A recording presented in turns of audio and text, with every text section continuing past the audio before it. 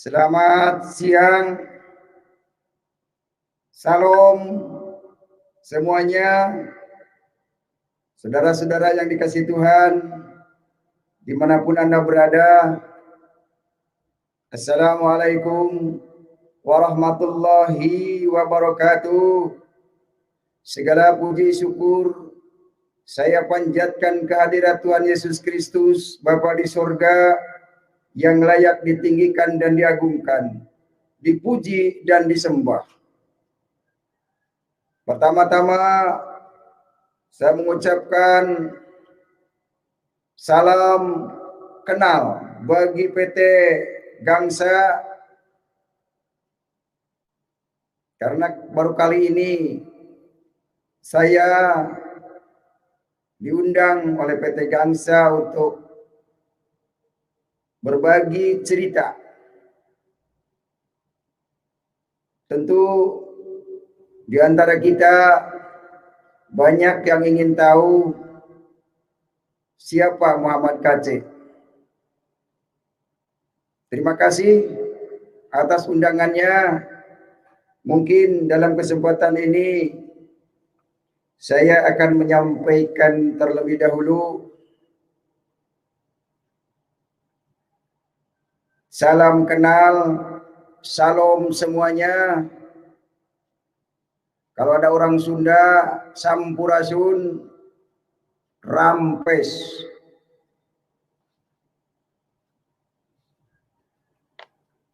Dalam kesempatan ini, terima kasih kepada PT Gangsa yang telah mengundang saya untuk berbincang-bincang di live streaming ini.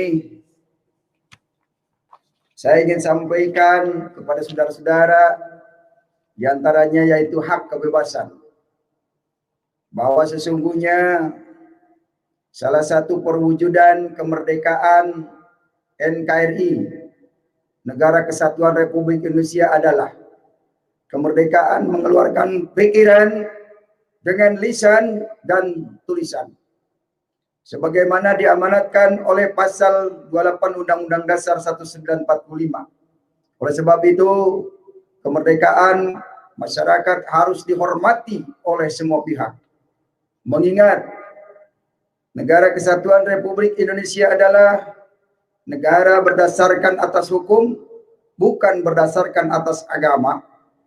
Seluruh masyarakat Indonesia harus menjunjung tinggi konstitusi dan menegakkan kemerdekaan berpendapat yang bertanggung jawab, mematuhi norma-norma, memajukan kesejahteraan umum, dan mencerdaskan kehidupan bangsa, serta memperjuangkan ketertiban dunia yang berdasarkan kemerdekaan, perdamaian abadi, dan keadilan sosial yang berdasarkan Pancasila. Atas dasar itu, demi tegaknya harkat martabat integritas bangsa Indonesia, maka Pancasila harus dilaksanakan dalam kehidupan sehari-hari.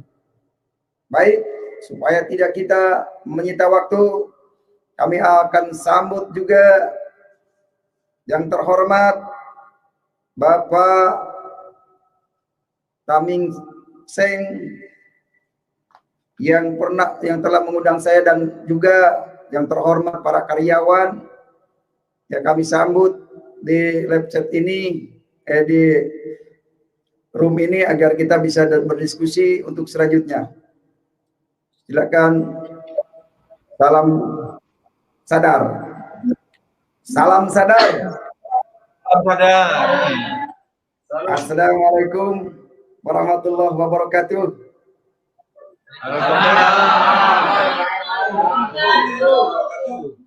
Terima kasih, saya bisa berjumpa dengan senang hati untuk memuliakan Tuhan Yesus.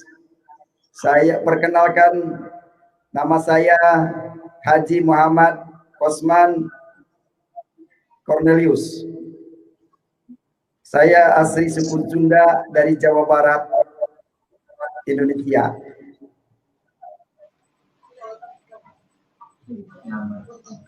Saya punya anak 2, istri 1 dari dulu, tidak pernah ganti-ganti. Walaupun Sunda itu sebetulnya singkatan dari suka nikah di luar aturan. tapi saya tidak nikah banyak. Oleh karena itu, silakan yang mau berdiskusi. Mungkin ini pertama kali saya agak deg-degan, nggak apa-apa ya. Mau berbincang-bincang ini, karena karyawan ini kan, waduh, integritasnya luar biasa. Juga yang terhormat, pemilik PT, ya, PT apa tadi lupa saya mencatat, PT Gangsa, ya. Iya, PT Gangsa, dan yang saya hormati karyawan-karyawannya. Mungkin ada sesuatu kita ingin diskusikan di sini beberapa menit ke depan. Silakan dengan Bapak Muhammad Kece. Kece itu adalah singkatan dari kesaksian cerdas. Karena dulu saya di dalam kegelapan, sekarang di dalam terang. Ada kepastian yang hidup kekal, yaitu di dalam nama Tuhan Yesus Kristus. Semua manusia memang tidak akan abadi di dunia. Tidak ada yang hidup di dunia selamanya. Tapi kita akan mengalami yang namanya kematian. Kalau manusia mati, tujuannya harus jelas. Kemana kita tujuan? Kalau kita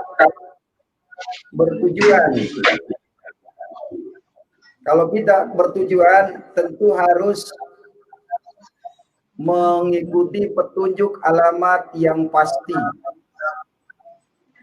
Nah, di sini saya akan membagikan beberapa ayat Al-Quran yang ada kaitannya dengan kehidupan kita nanti di hari kiamat. Menurut Al-Quran, surat 3 Ali Imran, boleh Anda buka di aplikasi Quran, surat 3 Ali Imran ayat 45,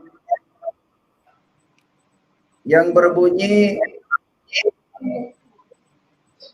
Bismillahirrahmanirrahim. Qalatil malaikatu ya Maryam innallaha yubasiruki bikalimati minhu asmuhu Masihu Isa ibn Maryam wajihan bidunya wal akhirat wa minal muqarrabin.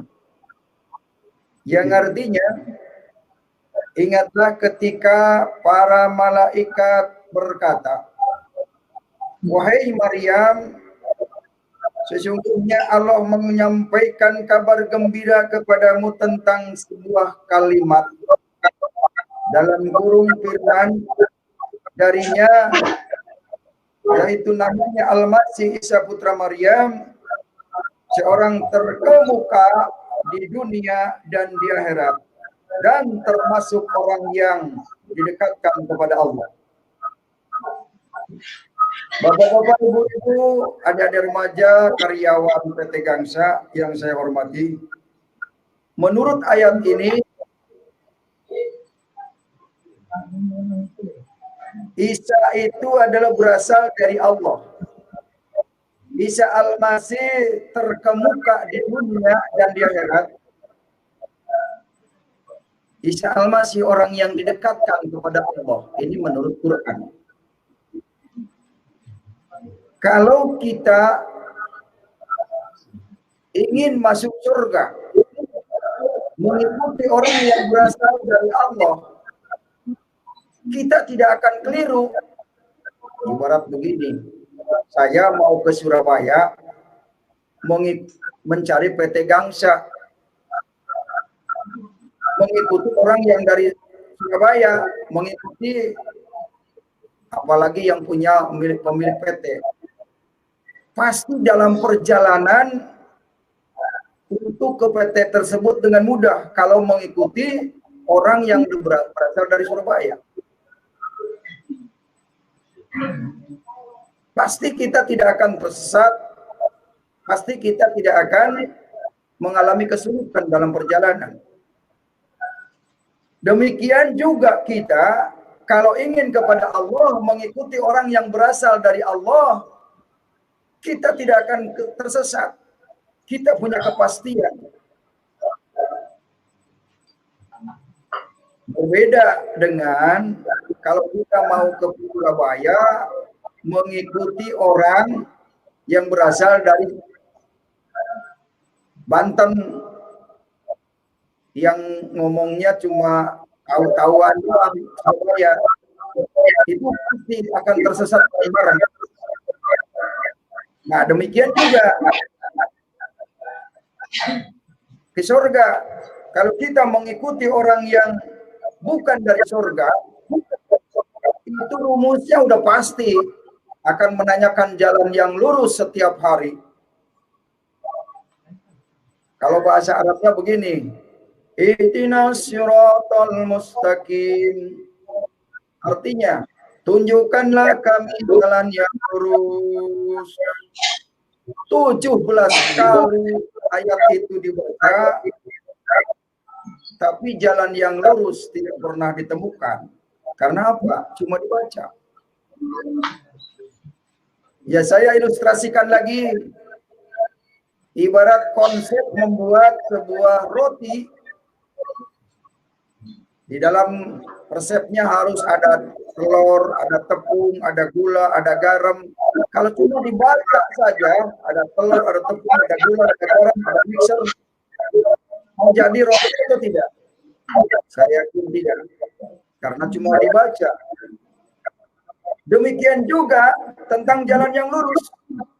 Kalau kita hanya dibaca, ihdinas siratal mustaqim, minta petunjuk ke jalan yang lurus, tapi jalan yang lurus tidak pernah akan ketemu. Siapakah jalan yang lurus menurut Al-Quran? Menurut Al-Quran surat 43 Al-Qur'an ayat 61 berkata, "Innahu la ilmun lisa'ati falatam taruna biha wattabi'uni hadza siratum mustaqim." Artinya, sesungguhnya Isa itu benar-benar memberikan pengetahuan tentang hari kiamat. Karena itu jangan ragu-ragu, ikutilah aku, inilah jalan yang lurus. Surat pertama Al-Fatihah ayat yang ke-6 bertanya, tunjukilah kami jalan yang lurus. Surat 43 Al-Zukhruf ayat yang ke-61 menjawab, ikut aku, inilah jalan yang lurus, kata Isa Al-Masih. Jadi jelas, tadi dijelaskan orang yang berasal dari Allah, berasal dari kalimatullah, terkemuka dunia dan akhirat adalah Isa Al-Masih. Jadi orang yang mengikuti Isa Al-Masih ketemu jalan yang lurus. Oke? Ini satu ayat dulu, 2 ayat dengan Al-Zukhruf, 3 ayat dengan Al-Fatihah. Barangkali ada rekan karyawan yang ingin bertanya, silakan. Ya. Silakan, nggak apa-apa. Jangan takut salah. Salah nanti untuk belakangan. Pokoknya yang salah tidak dapat sepeda, yang benar ambil sepeda nanti. Ya. Ini Pak Kaceh, ini Iya. ada karya ngomong. Nah, saya dengar dari Pak Kaceh kan Muhammad SAW kan istrinya 13, yang paling kecil tahun. Itu apakah 13 itu langsung di 13 itu? Atau mati satu, kawin lagi, mati satu, kawin lagi, atau seperti itu? Oh, langsung itu. Langsung. Enggak. Langsung poligami. Iya, poligami namanya. Poligami. Nah, sing terakhir 6 tahun di nikah itu mana bisa meteng, mana bisa hamil ya? Oh bisa, Tuhan kan Maha Kuasa. Bisa. Ini hadisnya nih ada. Aisyah dikawin Nabi ketika usia 6 tahun. Dan ini fakta. Karena Anda bertanyanya itu, ya ini dalilnya. No. Ya. Hadis ya? Ya, itu hadis katanya, Pak. Iya, itu hadis. Emang hadis di Al-Quran tidak ada. Di Al-Quran nama Muhammad bin Abdullah tidak ada. Jadi kalau ada orang mengatakan Oh, nabi besar itu namanya Muhammad bin Abdullah, itu mengada-ada. Di Al-Quran tidak ada nama Muhammad bin Abdullah. Oh, Muhammad itu Makanya ada kalau di kita Al-Quran. cinta buta terhadap Nabi, itu bahaya. Kita sudah bangga-bangga punya Nabi, Nabi terakhir, tapi meninggal masuk neraka, rugi kita. Selagi ada kesempatan, jangan disia-siakan. Begitu. Udah cukup ya, ada lagi? Mbak, gini Pak Kaceh, ini kan saya ambil dari surat Al-Fatihah tadi. Itu kan dari ada ayat 1 sampai 7. Tapi kan Pak Kaceh ngambil satu ayat dengan apa itu 6 kan? Tunjukkan kami jalan yang lurus. Sedangkan dari ayat 1 sampai ayat 7 kan ada keterangannya. Oh, ada. Dengan menyebut nama Allah. Hah? Iya. Ya. Dengan Baik, menyebut dari nama awal Allah ya. Dari awal ya saya jelaskan. Bismillahirrahmanirrahim. Dengan menyebut nama Allah yang Maha Pengasih dan Penyayang. Nama Allah itu siapa? Yesus, Isa Al-Masih. Itu nama Allah. Kenapa diarahkan ke Isa Al-Masih? Karena yang bisa wujud menjadi manusia adalah Isa Al-Masih. Kalau Allah SWT tidak bisa menjadi manusia, Allah SWT tidak wujud. Gitu. Ayatnya di mana? Qul a'udzu birabbin nas, malikin nas, ilahin nas. Katakanlah Muhammad, aku berlindung kepada Tuhan manusia. Malikin nas, raja manusia. Ilahin nas, manusia ilahi. Begitu. Jadi manusia ilahi itu namanya Isa Al-Masih. Nah, yang namanya Rahman Rahim, kalau itu Rahman Rahim tidak maha kejam, tidak membunuh, bahkan tidak menikah. Jadi itu Rahman Rahim, mengasihi. Arti Rahman Rahim itu bahasa Arab, arti bahasa Indonesia adalah mengasihi, begitu. Terus alhamdulillahirabbil alamin, segala puji bagi Allah, alam semesta, Tuhan alam semesta. Jadi pujian baik, pujian jelek itu diserahkan kepada Allah. Makanya kalau ada yang menghina, ucapkan alhamdulillah. Kalau ada yang memuji, oh kamu cantik, pakai kerudung, alhamdulillah. Dipuji, oh kamu cantik, oh mas sini beli bakso yuk, sini ada. Terima kasih ya, kamu udah muji. Begitu, jangan yang seperti itu. Pujian tuh kembalikan kepada Allah. Begitu. Kamu cantik, ya udah mas, ini uang saya kasih. Nah itu jangan sampai pujian dibeli. Itu namanya pujian kalau bahasa orang Sunda itu. Ya, manusia tidak layak dipuji karena tidak sesuai dengan alhamdulillah. Segala puji milik Allah. Ar-Rahman-Rahim, Maha Pengasih dan Penyayang. Sifat pengasih dan penyayang itu harus dilaksanakan oleh manusia kepada sesama manusia. Bos perusahaan mengasihi karyawannya, begitu. Waktunya kerja, waktunya istirahat, diberi istirahat, diberi makan, mau lebaran diberi THR. Nah itu mengasihi, penyayang. Harusnya kalau diberi THR tepuk tangan di karyawan. Nah itu pengasih dan penyayang. Kalau ada yang mengajak suruh membenci, oh ini perusahaannya Kristen udah dikorupsi aja, oh tidak benar, gitu. Jadi tidak pengasih dan penyayang. Membenci itu bukan sifat Allah, membenci itu sifat iblis, sifat setan. Ia karena bodoh, ia karena stain, hanya kepada minta pertolongan. Makanya kalau Muhammad Kaceh tidak meminta pertolongan kepada yang lain, hanya kepada nama Yesus aku minta pertolongan. Gitu. Ihdinas siratal mustaqim, tunjukilah kami jalan yang lurus. Siratal ladzina an'amta alaihim, ghairil maghdubi 'alaihim waladdallin. Apa artinya? Jalan orang-orang yang diridhoi oleh Allah dan diberi nikmat oleh Allah, bukan jalan orang-orang yang dimurkai. Nah, siapakah orang yang diberi nikmat oleh Allah? Kita lihat surat apa? Surat 2 Al-Baqarah ayat 47. Ini orang yang diberi nikmat. Ya Bani Israil adhkuru ni'mati allati an'amtu 'alaikum wa anni fadaltukum 'alal alamin. Nah, ini yang artinya, wahai Bani Israel, ingatlah nikmatku yang telah aku berikan kepadamu, dan aku telah melebihkan kamu dari semua umat yang lain di dalam dunia ini. Jadi orang yang diberi nikmat oleh Allah adalah Bani Israel. Menurut surat Al-Baqarah ayat 47. Ini jawaban ini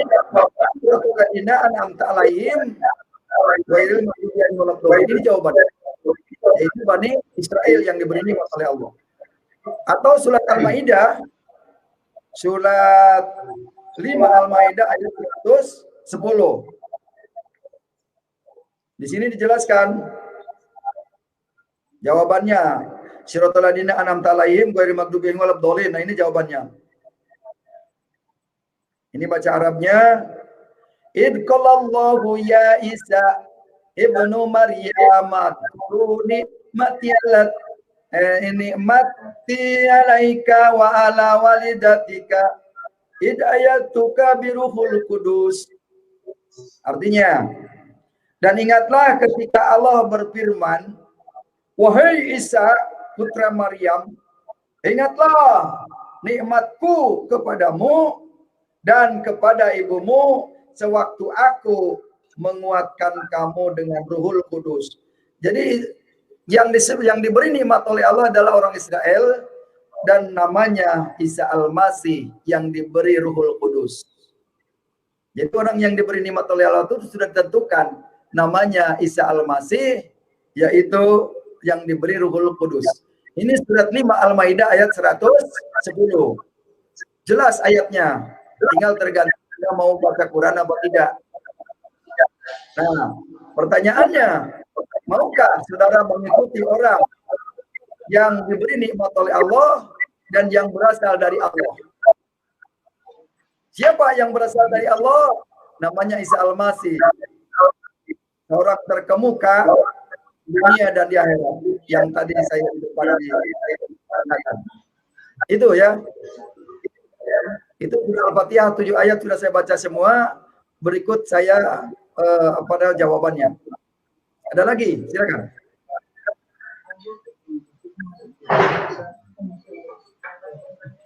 Oke, mengerti apa tidak? Oke Pak Angga, paham aja lah biar beres urusan. Nggak usah muter-muter. Tinggal kalau kurang yakin tinggal baca aja Al-Qur'annya. Apakah yang dibacakan Muhammad Kaca ini melenceng atau benar? Kalau benar ikuti. Karena itu kebenaran, keselamatan buat Anda. Ya. Begitu. Ada lagi? Silakan. Gantian boleh bertanya satu-satu. Yang muslim bertanya boleh.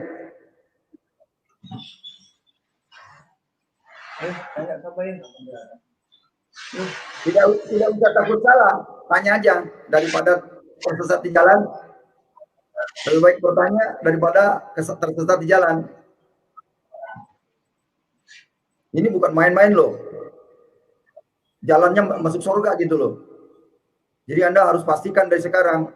Kalau Anda tidak tahu jalan nanti tersesat kena copet lagi, udah tambah rugi lagi. Ini Pak Aceh mau tanya Pak Aceh. Boleh. Sholat kan satu hari kan 5 kali. Ya. Saya pakai sopir, Pak. Nah, waktu siang hari dia ngampirkan ke ini ke masjid sembahyang Pak Aceh. Saya dulu kan nggak ngerti kan, wah ya menghormatilah, kita saling menghormati. Tak pikir-pikir kalau ini dia wah rugi. Ya, nunggu di masjid sana setengah jam gitu ada. Iya. Nah, menurut Pak Aceh, sholat itu ada apa? Tidak ada ya di Al-Quran 5 kali itu. Ada. Sholat Ada. 5 waktu tidak ada di Al-Quran, tapi sholat perintah ada, perintah sholat ada. Sholat 5 waktu adanya dari kitab ini. Ya, ini kitab kuning, namanya kitab Safinatu Najah, karangan Syekh Nawawi Al-Bantani, ini pengarangnya sini, pengarangnya. Nah, sholat 5 waktu adanya sini. Nah, saya tunjukkan. Nah, ini dia. Ini. Nah, ini di sini. Nah, di sini yang dikuningin ini adalah rukun Islam. Perintah sholat 5 waktu ada di kitab kuning, bukan di Al-Quran. Kalau di Al-Quran cari sampai botak nggak bakal ada sholat 5 waktu. Ya. Yang ada di Al-Quran, sholatnya itu adalah sholat yang mencegah dari perbuatan-perbuatan keji dan munkar. Sebagaimana dikatakan Al-Quran surat 29 Al-Ankabut ayat 45. Yang bunyinya, "Utlu ma uhiya ilaika minal kitab, aqimus shalah. Inna sholata tanha anil fahsya'i wal munkar." Nah itu. Bacalah apa yang diwahyukan kepadamu dari kitab. Dirikanlah sholat. Sesungguhnya sholat itu adalah mencegah dari perbuatan keji dan munkar. Nah, sholat semacam ini bisa dilakukan di mana saja. Karena tidak dibatasi oleh ruang dan waktu. Makanya sholat yang benar itu sholat mencegah dari perbuatan keji dan munkar. Berbeda dengan sholat yang 5 waktu. Kalau sholat 5 waktu harus di rumah atau di masjid. Atau di pinggir kali pakai daun pisang. Begitu. Sholat 5 waktu itu produknya kitab kuning ini. Ya, kitab karangan manusia. Ini banyakkan yang mengikuti karangan manusia daripada mengikuti firman Tuhan. Ini yang laku keras itu, yang sholat 5 waktu, yang tidak ada di Quran. Jadi sholat 5 waktu itu mendirikan tiang agama. Dalilnya, as-sholatu imadudin, man aqamaha faqad aqamadin, wa man tarokaha faqad hadamadin. Yang artinya, barang siapa mendirikan sholat 5 waktu, mendirikan agamanya. Barang siapa meninggalkan sholat 5 waktu, merobohkan agamanya. Begitu. Jadi hanya sholat yang agama, bukan ibadah. Siapa yang berani protes? Ini di live nih, di muka umum. Saya menjelaskan ini. Sholat 5 waktu adalah tiang agama. Agar dilihat bahwa orang Islam itu harus melakukan 5 waktu begitu. Jelas ya? Mau melakukan sholat yang ibadah agama atau mau ibadah? Kalau yang mau ibadah yaitu mendirikan sholat yang mencegah dari perbuatan keji dan munkar. Kalau orang sudah bisa mencegah perbuatan keji dan munkar dari dirinya, maka akan berdiri sholat yang diridhoi Allah. Begitu. Ada lagi? Ya, Pak Kaceh. Saya nih memilih ngikuti Pak Kaceh. Nah, sekitar saya ini kan orang Muslim semua. Gimana Pak Kaceh? Ya nggak apa-apa, karena kalau mau ikutin ayat-ayat yang saya sampaikan daripada mati masuk neraka bareng-bareng. Begitu. Oh. Ingat, meninggal kita tidak sama-sama. Suami istri juga nggak sama. Sama anak nggak sama. Jadi tentukanlah pilihan dirimu. Kemana tujuan? Masuk surga atau mau wallahu alam? Begitu.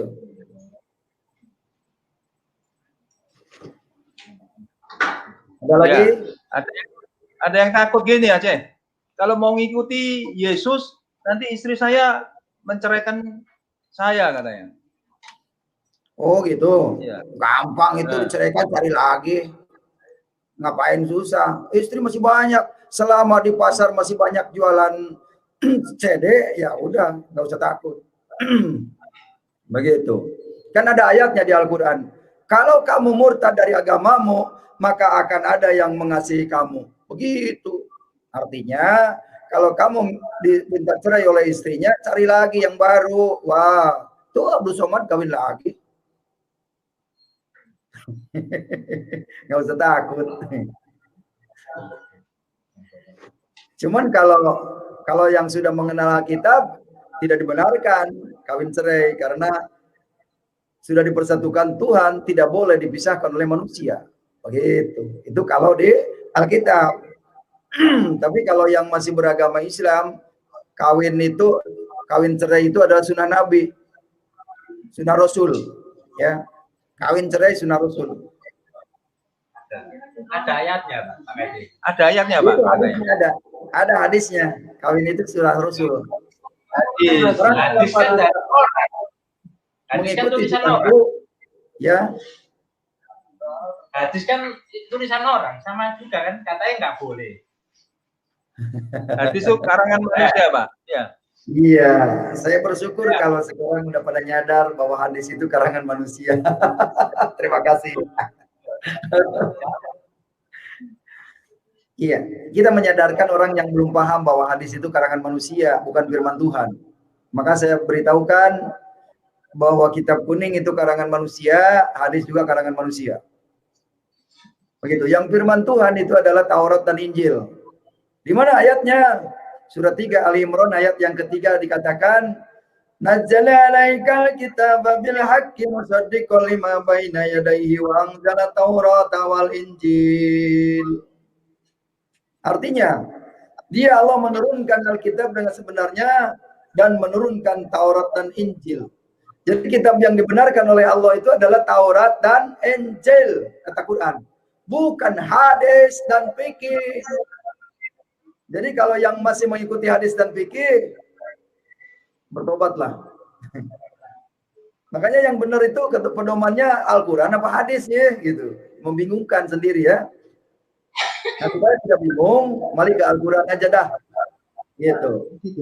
Saya nggak ngerti yang minta bimbingan Roh Kudus. Karena semua orang juga tanpa bimbingan Roh Kudus tidak akan mengerti. Begitu. Tidak akan mengerti kalau tidak dibimbing oleh Roh Kudus. Memang firman Tuhan itu nggak mengerti. Contoh, saya berikan contoh. Ketika Musa dikejar-kejar Fir'aun ke depan lautan, balik lagi tentara Fir'aun.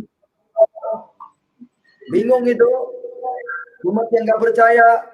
Wahai Musa, bagaimana aku ke depan lautan dalam? Balik lagi Raja Fir'aun. Kata Musa, sabar. Pertolongan Tuhan pasti dekat. Begitu Musa mengangkat tongkatnya, lautan terbelah jadi dua. Maka Musa dan pengikutnya bisa nyebrang di situ. Itulah mujizat menyatakan keselamatan dari Tuhan. Apakah masuk akal? Tidak. Demikian juga, kenapa manusia Yesus menjelma menjadi manusia? Masuk akal tidak? Tidak. Makanya jangan pakai akal kalau cari Tuhan, tapi pakai iman. Kalau pakai akal nggak mampu kita. Kenapa langit tinggi nggak ada tiangnya? Nggak masuk akal. Kenapa nggak roboh? Kenapa air hujan dari langit? Siapa yang nyebut di langit? Kalau turun banjir semua, ya nggak masuk akal. Makanya pekerjaan Tuhan itu nggak bisa dimasukin akal kita. Begitu ya. Makanya iman saja. Setelah diimani dirasakan apa yang akan terjadi. Kalau Tuhan berbicara ikuti. Begitu. Ada lagi? Ayo, ada apa lagi?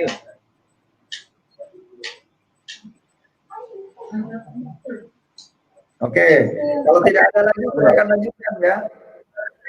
Orang yang kembalinya kepada Allah. Surat 3 Ali Imran ayat yang ke-55. Di sini jelas. Tadi kan baru bercerita ayat tentang orang berasal dari Allah. terkemuka dunia dan akhirat, dan semua orang yang akan masuk surga kepada Allah. Itu qala Allahu ya Isa ini mutawaffika wa rafi'uka illa wa mutahhiruka minal ladzina kafaru wa ja'ilul ladzina tabauka fawqa ladzina kafaru ila yaumil qiyamah thumma ilayya marji'ukum. Artinya, ingatlah ketika Allah berfirman, wahai Isa, ini firman Allah nih. Wahai Isa, aku akan menyampaikan kamu kepada akhir ajalmu dan mengangkat kamu kepadaku serta mensucikan kamu dari orang yang kafir dan menjadikan orang yang mengikuti kamu di atas orang yang kafir hingga hari kiamat. Kemudian hanya kepada aku lah kembali. Al-Quran berkata surat 3 ayat 255 bahwa orang yang kembalinya kepada Allah hanya Isa dan pengikutnya. Nah, pertanyaannya, maukah saudara mengikuti Isa? Maukah saudara masuk surga? Ini petunjuk tidak jelas. Silakan Anda ikuti. Kalau Anda mau masuk surga, ikuti Isa, orang yang berasal dari Allah dan kembalinya kepada Allah. Begitu.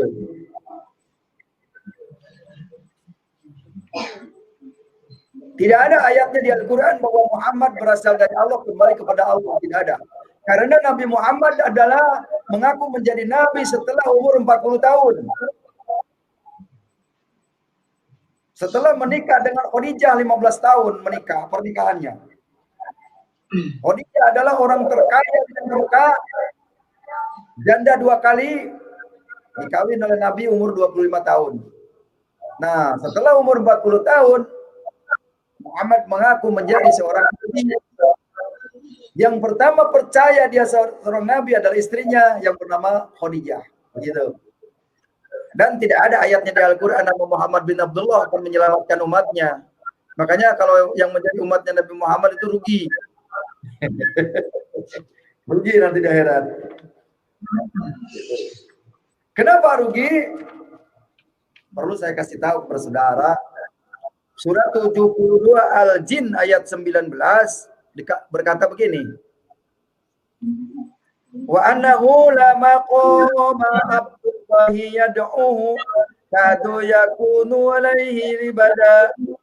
Artinya, dan sesungguhnya ketika hamba Allah Muhammad berdiri menyembahnya, melaksanakan salat, mereka jin-jin itu berdesak-desakan mengerumuninya. Jelas ya. Nabi yang dekat dengan jin adalah Muhammad.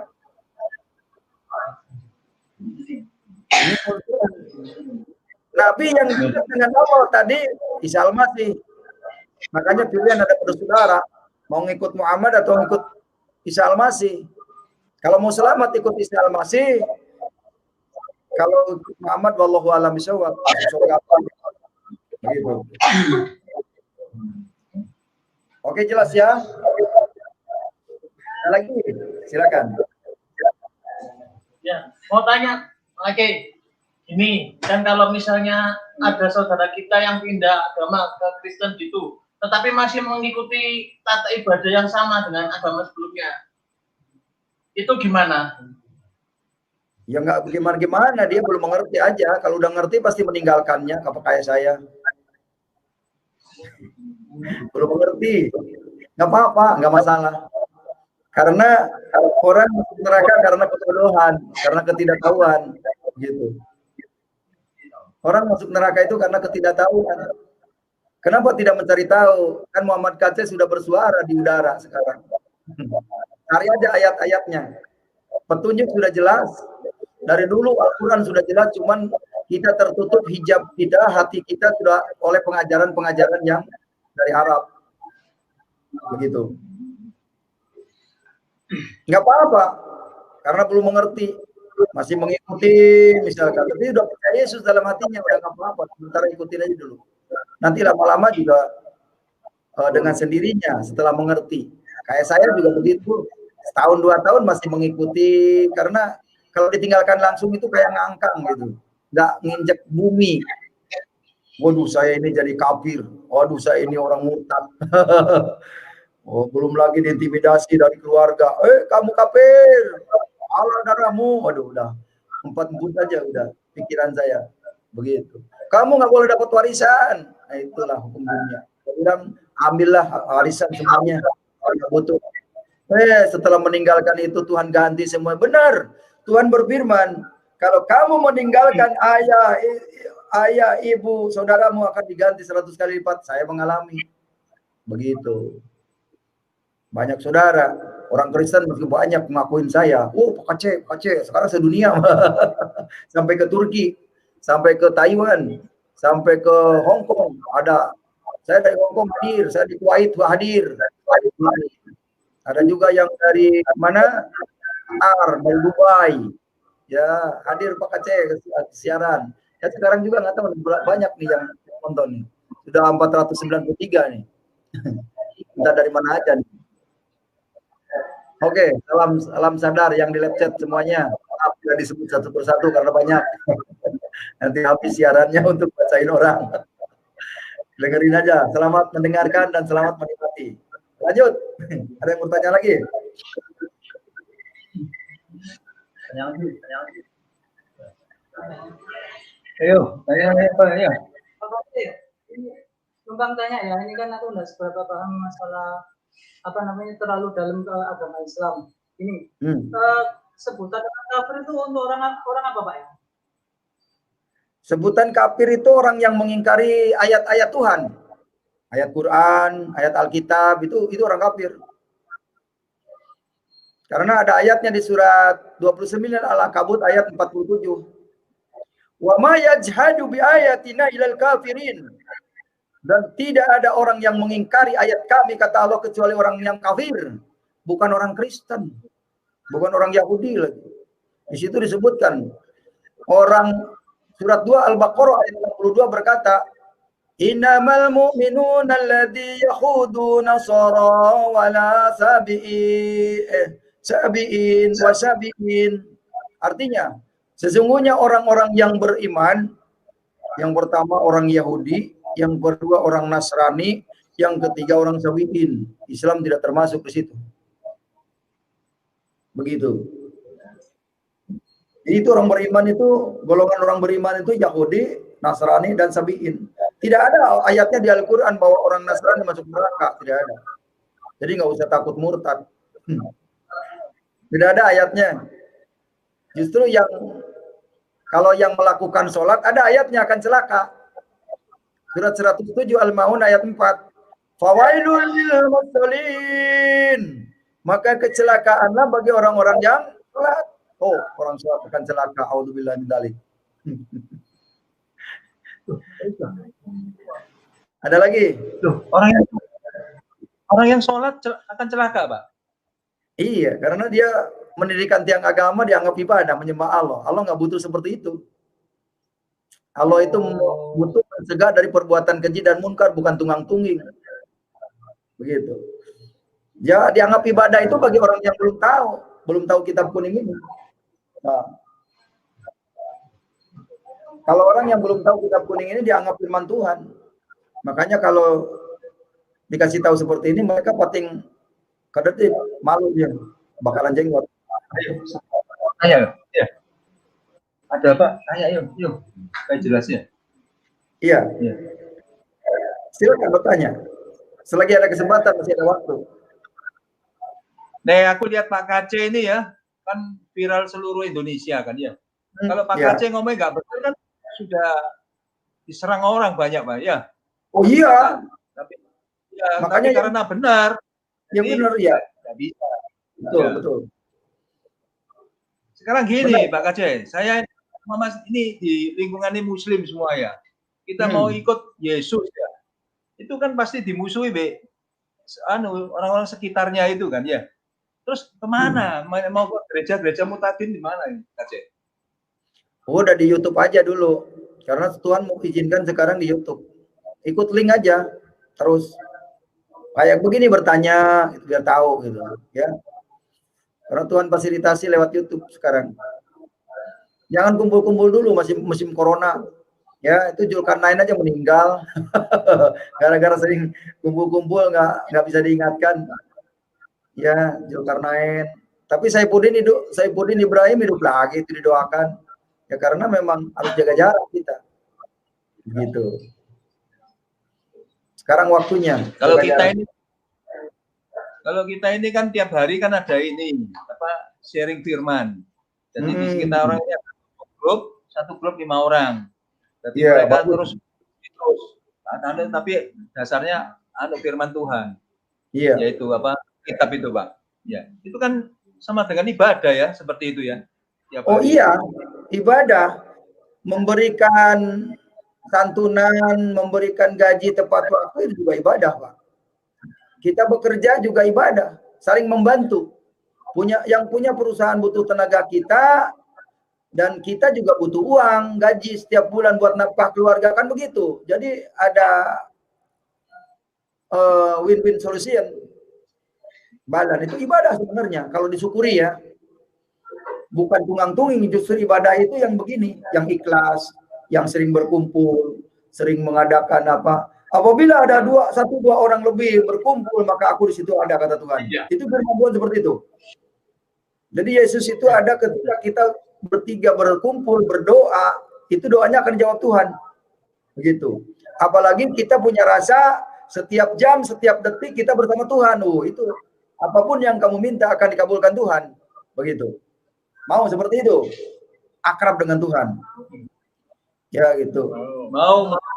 Nah, akrab dengan Tuhan. Kapanpun, dimanapun kita bersama Tuhan. Mati kapanpun, nggak usah takut. Pasti masuk surga. Begitu. Berbeda dengan yang belum percaya Yesus. Mati masuk neraka. Nggak jelas itu. Di mana ayatnya? Surat 19 Maryam ayat yang ke-68. Wa rabbika lana surunahum wa sayatina summa lanuhdiranahum haulan jahannama jisiya. Maka demi Tuhanmu sungguh pasti akan kami kumpulkan mereka bersama setan, kemudian pasti akan kami datangkan mereka ke sekeliling jahanam dengan berlutut. Itu surat 19 Maryam ayat 68. Begitu. Diperjelas lagi oleh ayat 71-nya. Wa in minkum ila wariduha kana ala rabbika atman maqdiyan. Artinya, dan tidak ada seorang pun di antara kamu yang tidak mendatangi neraka. Hal itu bagi Tuhanmu adalah suatu ketentuan yang sudah ditetapkan. Sekarang tinggal pilihan kepada saudara. Mau ikut yang ditentukan masuk neraka atau mau ikut yang ditentukan masuk surga. Itu pilihan daripada saudara. Begitu ya para karyawan yang bahagia. Pak Aceh, permisi. Ya.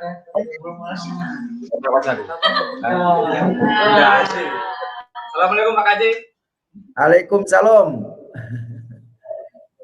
Ini saya mau tanya Pak Aceh ya. Saya kan Muslim, tapi saya ini masih bingung.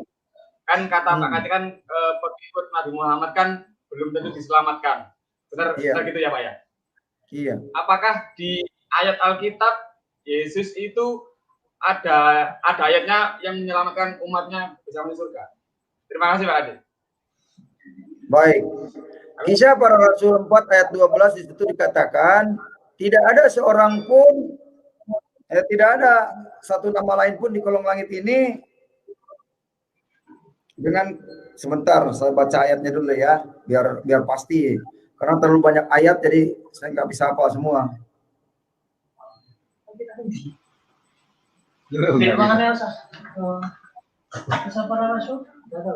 Kisah para Rasul 4 ayat 12. 4:12. Nah, dan keselamatan tidak ada di dalam siapapun juga selain di dalam Dia. Sebab di bawah kolong langit itu tidak ada nama lain yang diberikan kepadanya manusia yang olehnya kita dapat diselamatkan. Nah, ayat ini merujuk pada Yesus. Isa al-Masih. Karena ini merujuk kepada Yesus. Ayat ini merujuk kepada Yesus karena dijawab lagi karena sempat ayat yang ke-6. Akulah jalan, kebenaran dan hidup. Tidak ada seorang pun yang datang kepada Bapa kalau tidak melalui aku. Jadi keselamatan itu hanya satu lewat pintu yaitu lewat Yesus, bukan lewat yang lain. Begitu.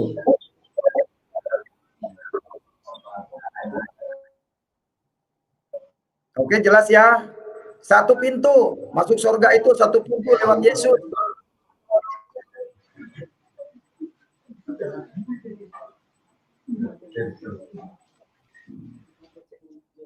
Ayo, apa lagi ya? Ya. Ayo, tanya ayo.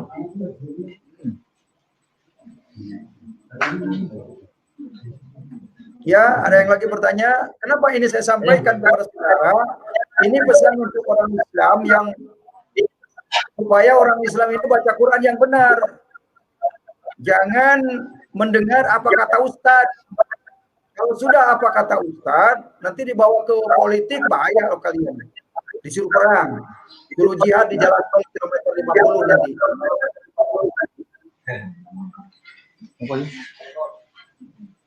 Tapi nggak semua itu sih, Pak Aceh. Pak Aceh, tidak semua Ustadz kan untuk dibawa ke jihad.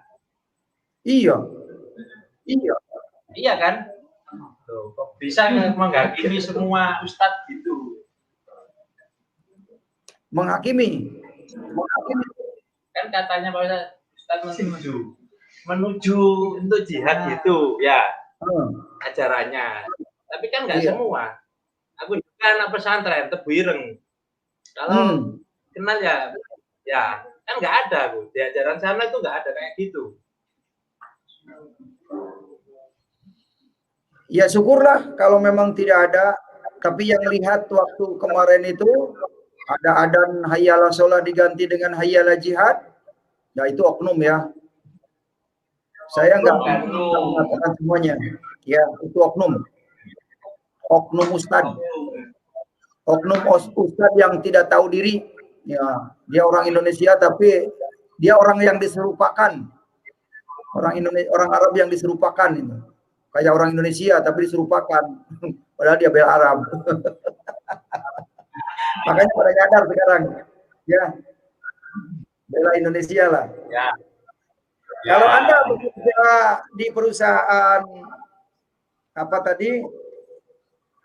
Di perusahaan Gahsan ya Anda harus bela perusahaan Anda. Karena Anda makan dari situ, gaji dari situ. Masa Anda perusahaan dikerja di perusahaan Gahsan, Anda membela Freeport kan aneh. Begitu. Itu sama dengan itu. Kamu tinggal di Indonesia, makan di Indonesia, anak beranak di Indonesia. Masa yang dibela Arab kan aneh. Begitu maksud saya. Jadi mesti nyadar. Jelas ya? Ya makasih ya. Kita di Indonesia, itu harus dibela Indonesia. Bukan Arab. Iya. Bukan agama maksud saya. Bela NKRI, bukan bela agama. Keliru orang agama. Ya keliru Bang Aceh, kita jalankan lagu itu kembali aja. Nah, iya, ibarat karyawan Gangsa. Kerja di Gangsa, makan di Gangsa, dapat gaji dari Gangsa, yang dibela Freeport. Keliru. Ya. Dibela apa? Oh iya. Walaupun Freeport tambang emas, nggak ada gunanya karena kita nggak digaji dari sana. Begitu. Jelas ya. Jelas. Kalau Anda bekerja di PT Gangsa, apapun kemajuan Gangsa tergantung kita.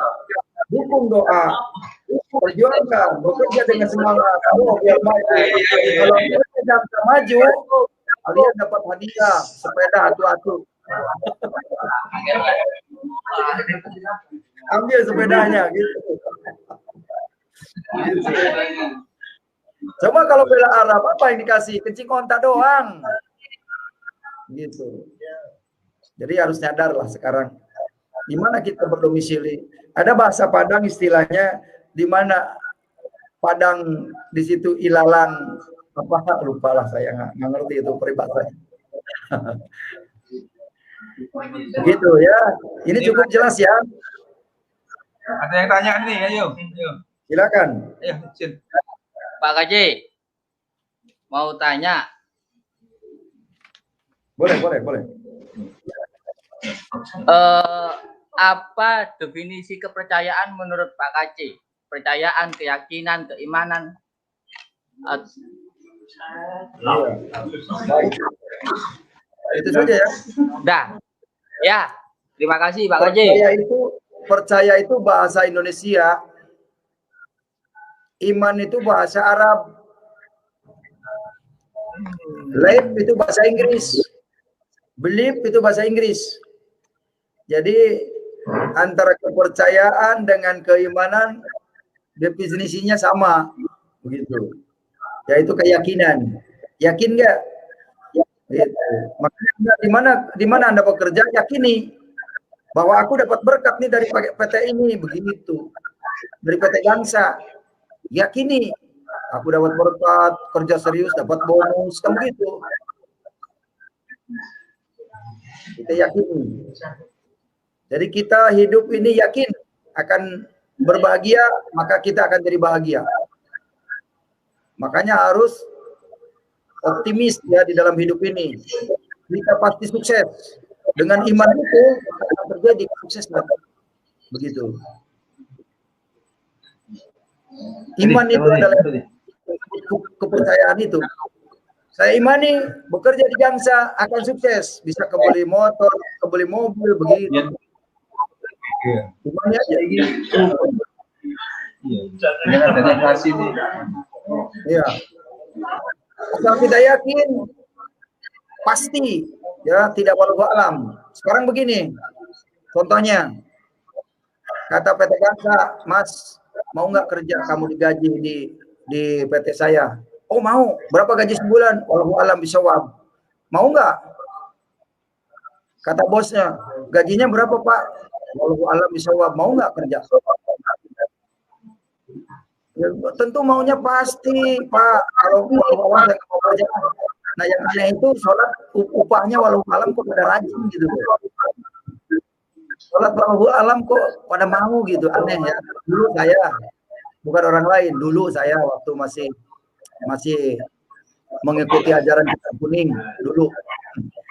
Saya ngomong kitab kuning itu bukan mengolok-olok orang lain, karena dulu saya mempelajari kitab kuning begitu. Jadi menceritakan bahwa kitab kuning itu adalah karangan manusia, itu saja, bukan firman Tuhan. Nah sekarang Anda karyawan di PT Gangsa, disuruh kerja oleh bos, mau kerja nggak di PT saya? Mau Pak. Berapa gaji sebulan? Wallahu alam, kata bos. Kira-kira mau nggak kerja? Saya yakin nggak mau. Kenapa Muhammad KC meninggalkan ajaran Islam yang dulu? Karena upahnya wallahu alam bisawab.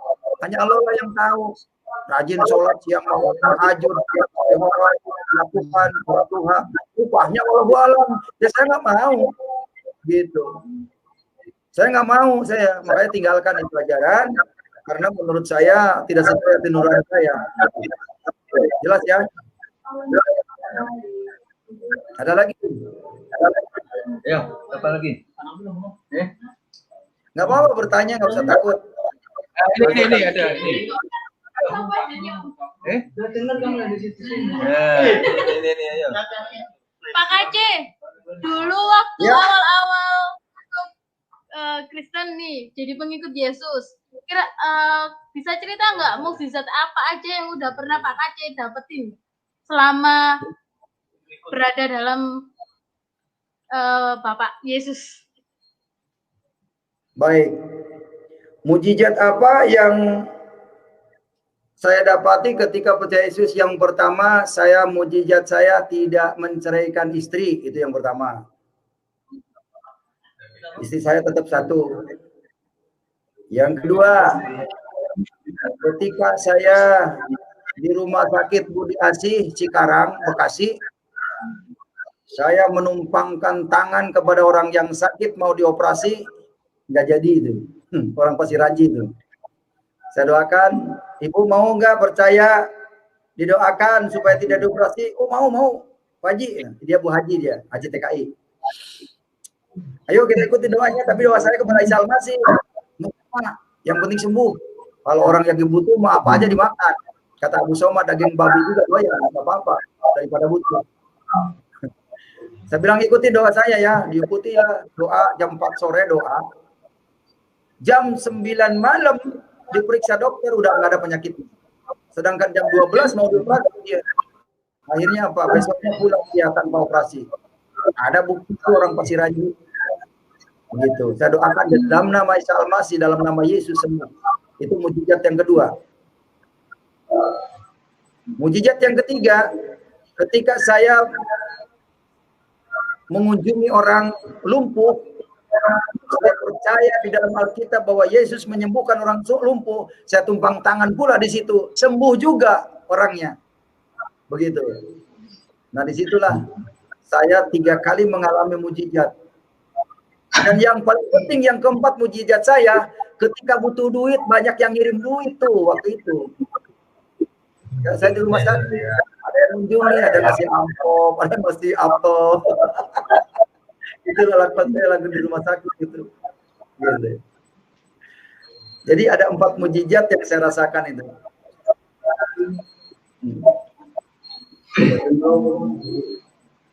Wah, luar biasa ya Kak C ya, panggil Tuhan ya. Yang pertama kali saya percaya Yesus tahun 2003, saya di Kepung Masa jam 12 malam. Di sel saya di Polsek. Ini ikut Yesus itu memang nggak enak kalau secara dagingan. Tapi secara rohani kita punya ketenangan. Karena kita mati kapanpun akan masuk surga. Begitu. Tahun 2003 saya mulai percaya Yesus. Saya di Kepung Masa EPI, tengah malam, rumah di Kepung. Penyelamat datang, dibawa ke Polsek, langsung saya dikandangin dari tahanan. Begitu. Ya, tahanan gak jelas, tanpa penjuru tapi ditahan gitu. Jadi saya mengalami penistaan agama ini. Suka duka sampai anak saya masih kelas 4 SD, trauma itu anak saya. Tapi puji Tuhan sekarang anak saya sudah jadi pengacara, jadi sarjana hukum. Jadi udah tenang, udah lulus sekolahnya. Makanya bapaknya udah fokus saja melayani Tuhan, menyampaikan kebenaran melalui Quran, melalui Injil, agar banyak jiwa yang diselamatkan. Itu saja. Ya, jadi kesimpulannya, kemana tujuan saudara, para karyawan PT Gangsa, mau masuk surga atau neraka, terserah pilihan ada pada Anda. Ikut Yesus pasti selamat, ikut Muhammad walau sawab. Begitu. Jadilah karyawan yang jujur, yang benar, yang dipercaya oleh bos, agar perusahaan maju dan karyawannya tiap bulan, tiap tahun dapat bonus. Itu sajalah doa saya. Haleluya. Amin ya. Amin. Sudah selesai? Ada lagi? Itu. Ya, terima kasih banyak Pak Kace. Terima kasih. Penjelasan ini. Iya. Ini setelah Lebaran saya lihat di depan tuh lebih memenangkan jiwa, terus berkat-berkatnya akan melimpah. Demikian Pak Kace kan nanti kan dapat bonus ya dari Gangsa Rezeki nanti. Saya sudah dapat warisan dari surga, surga warisan itu nanti surga Firdaus, surga Adnan, diberikan semua nanti surga. Mau nggak diwaris surga? Orang cita-cita pengen masuk surga, orang lain rela ngebom, coba bayangin di katedral tuh kan, bunuh diri. Nggak ada ayatnya orang bunuh diri masuk surga. Ya, nggak ada lah. Iya nggak ada, jangan keliru. Itu hanya promosi aja biar mau bunuh diri, dianya sendiri mau jadi pemimpin gitu, ngorbanin orang lain. Ya, makanya salam saya adalah salam sadar, gitu ya. Silakan di antara karyawan ada yang berdoa, silakan doakan karyawan dan doakan saya. Kita akhiri pertemuan ini, suatu saat kita jumpa lagi.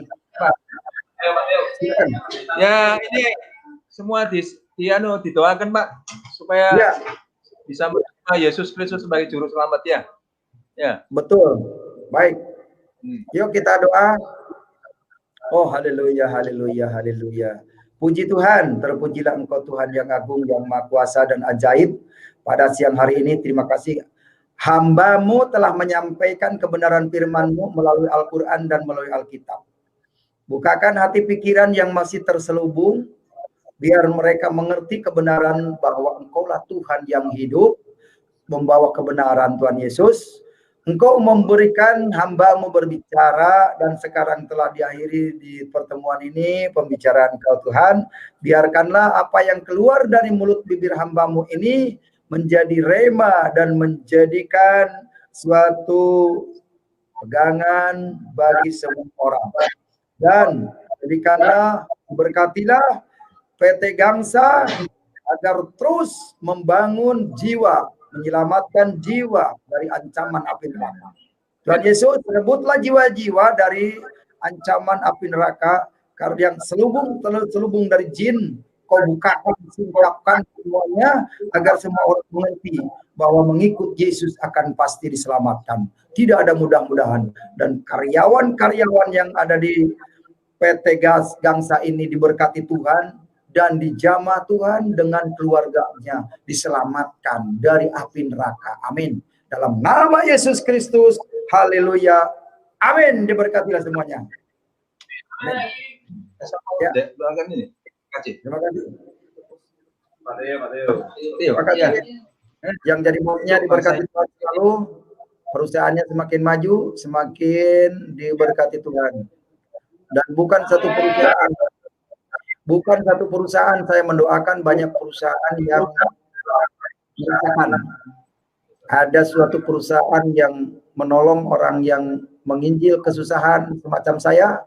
Dia diberkati Tuhan, tapi saya bukan promosi, ini hanya cerita kesaksian saja.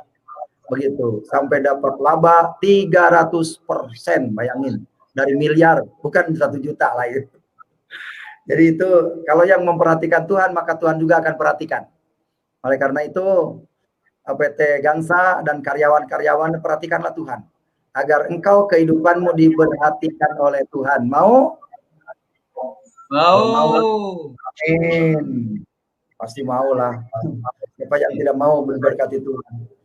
Saya merasakan diberkati Tuhan. Gak pernah kekurangan. Walaupun saya jujur, ya berpindah-pindah sudah 6 kali nih. Pindah-pindah. Mau ditangkap oleh teman saya. Tapi Tuhan pelihara saya dan lindungi saya. Saya percaya kepada peristiwa yang dialami oleh Elia. Elia juga dikejar-kejar oleh orang yang zolim sampai dia diberi makannya oleh burung gagak, roti dan daging. Itu dia.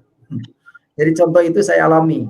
Dan firman Tuhan itu nyata, bukan hanya kata-kata, nyata. Asal bisa kita meresapkannya ke dalam kehidupan. Nyata benar. Beda dulu dengan Al-Quran. Ya, bingung saya dulu. Ya, itu perbedaannya. Oke, kita akhiri aja pertemuan kita. Ya, Pak Kaceh, berjuang untuk bangsa Indonesia ini, Pak Kaceh. Ya, terima kasih. Baik, terima kasih. Pemirsa, dimanapun Anda berada, para penonton YouTube channel Muhammad Kaceh. Muhammad Kaceh undur diri dari hadapan saudara. Mohon maaf kalau dari luar belum ada yang bisa digabungkan pada kesempatan hari ini, karena ini khusus undangan dari PT Gangsa, dan juga saya mendoakan PT Gangsa di Surabaya biar terus dipakai Tuhan dan diberkati Tuhan. Dan juga saya berpesan kepada yang mendengar live hari ini, renungkanlah apa yang saya sampaikan ayat-ayat ini demi keselamatan saudara. Saya hanya menyampaikan, saya tidak mampu untuk mengimankan saudara, tapi saya yakin dan percaya tidak ada firman yang keluar dari mulut saya yang sia-sia, kembali dengan sia-sia, pasti akan berbuah. Saya percaya banyak jiwa diselamatkan. Tuhan Yesus memberkati. Salam, salam sadar. Amin.